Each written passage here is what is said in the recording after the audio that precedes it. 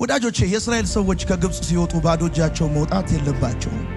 የእስራኤል ሰዎች ከግብጽ ሲወጡ ይዘውት የወጡት ብርና ወርቅ ዘርፈው አይደለም።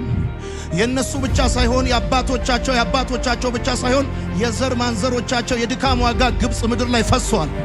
አያቶቻቸው ለ400 ምናምን ዓመት እንኳን በመቶ ዓመት እንኳን ብትቆጥር የነሱ 4 ትውልድ እዛ በግብጽ ምድር ፒራሚድ ሲጠፈጥፍ እነ ፊቶምና እነ ራምሴን የመሳሰሉ ትልልቅ የሀብት ማከማቻ ለፈርዖን የሚሆን ከተማ ገንብተዋል።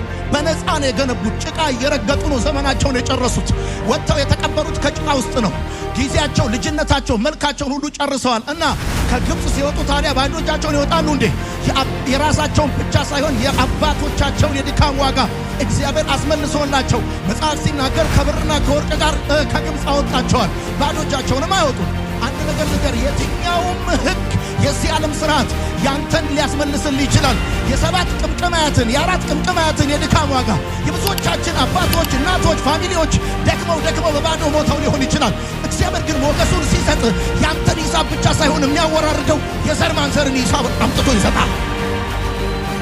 የእሱን የድካም ዋጋ ሁሉ ያስመልስላል። ስለዚህ አንድ ሰው በዚህ ዓመት በሚቀጥለው ዓመት የዘር ማንዘሩ የድካም ዋጋ ይወራረድለታል።